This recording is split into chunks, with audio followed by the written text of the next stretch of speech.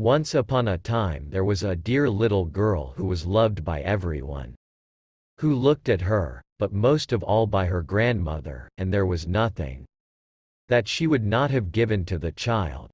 Once she gave her a little cap of red velvet, which suited her so well that she would never wear anything else, so she was always called Little Red Cap. One day her mother said to her, "Come, Little Red Cap. Here is a piece of cake and a bottle wine. Take them to your grandmother, she is ill and weak, and they will do her good. Set out before it gets hot, and when you are going, walk nicely and quietly and do not run off the path, or you may fall and break the bottle, and then your grandmother will get nothing, and when you go into her room, don't forget to say, 'Good morning,' and don't peep into every corner before you do it."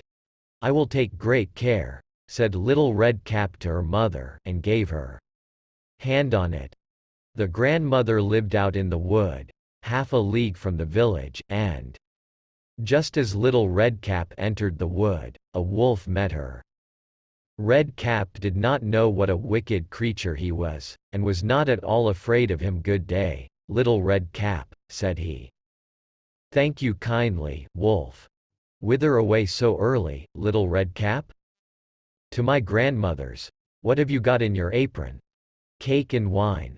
Yesterday was baking day, so poor sick grandmother is to have something good, to make her stronger." "Where does your grandmother live, Little Red Cap?" "A good quarter of a league farther on in the wood. Her house stands under the 3 large oak trees, the nut trees are just below. You surely must know it," replied Little Red Cap. The wolf thought to himself, "What a tender young creature! What a nice, plump mouthful! She will be better to eat than the old woman. I must act craftily, so as to catch both." So he walked for a short time by the side of Little Red Cap, and then he said, "See, Little Red Cap, how pretty the flowers are about here. Why do you not look round? I believe, too, that you do not hear how sweetly the little birds are singing. You walk gravely along as if you were going to school, while everything else out here in the wood is merry." Little Red Cap raised her eyes, and when she saw the sunbeams dancing here and there through the trees, and pretty flowers growing everywhere, she thought, "Suppose I take grandmother a fresh nosegay, that would please her, too. It is so early in the day that I shall still get there in good time." And so she ran from the path into the wood to look for flowers, and whenever she had picked one, she fancied that she saw a still prettier one farther on, and ran after it, and so got deeper and deeper into the wood. Meanwhile the wolf ran straight to the grandmother's house and knocked at the door. "Who is there?" "Little Red Cap," replied the wolf. "She is bringing cake and wine. Open the door." "Lift the latch," called out the grandmother. "I am too weak, and cannot get up."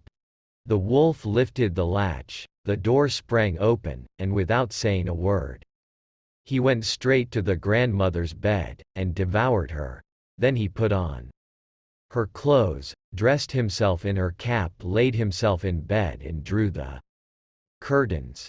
Little Red Cap, however, had been running about picking flowers, and when she had gathered so many that she could carry no more, she remembered her grandmother and set out on the way to her.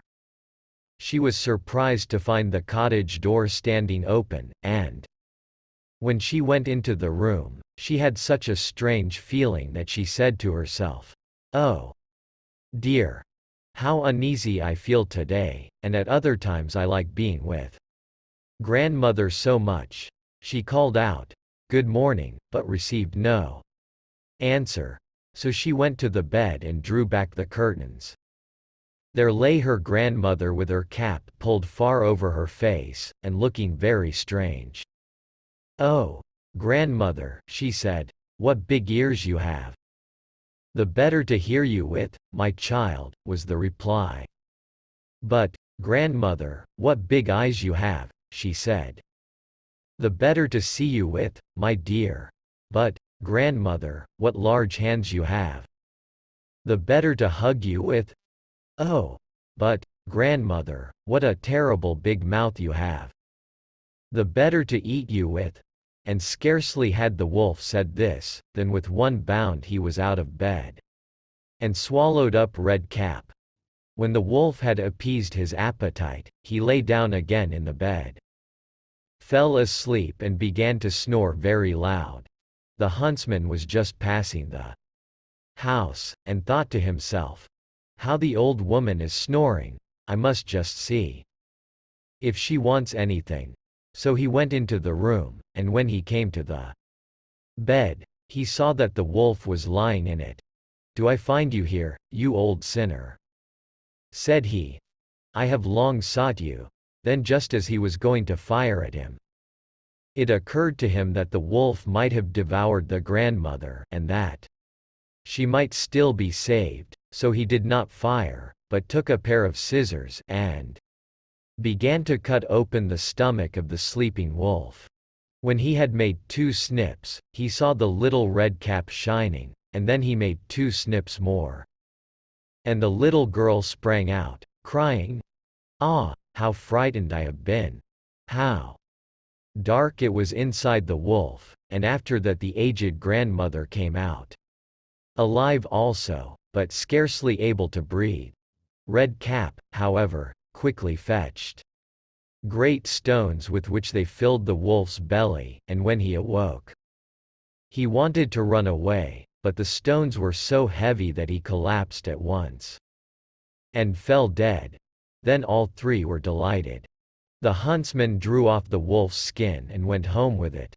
The grandmother ate the cake and drank the wine which Red Cap had brought, and revived. But Red Cap thought to herself, "As long as I live, I will never by myself leave the path, to run into the wood, when my mother has forbidden me to do so." It also related that once when Red Cap was again taking cakes to the old grandmother, another wolf spoke to her, and tried to entice her from the path.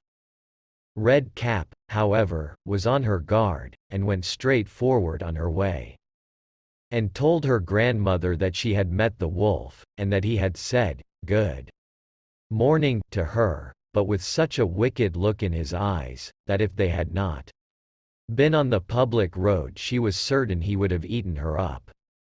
"Well," said the grandmother, "we will shut the door, that he may not come in." Soon afterwards the wolf knocked, and cried, "Open the door, grandmother, I am Little Red Cap, and am bringing you some cakes." But they did not speak, or open the door. So the grey beard stole twice or thrice round the house and at last jumped on the roof, intending to wait until Red Cap went home and then to steal after her and devour her in the darkness. But the grandmother saw what was in his thoughts. In front of the house was a great stone trough, so she said to the child, "Take the pail, Red Cap. I made some sausages yesterday, so carry the water in which I boiled them to the trough." Red Cap carried until the great trough was quite full. Then the smell of the sausages reached the wolf, and he sniffed and peeped down, and at last stretched out his neck so far that he could no longer keep his footing and began to slip, and slipped down from the roof straight into the great trough, and was drowned. But Red Cap went joyously home, and no one ever did anything to harm her again.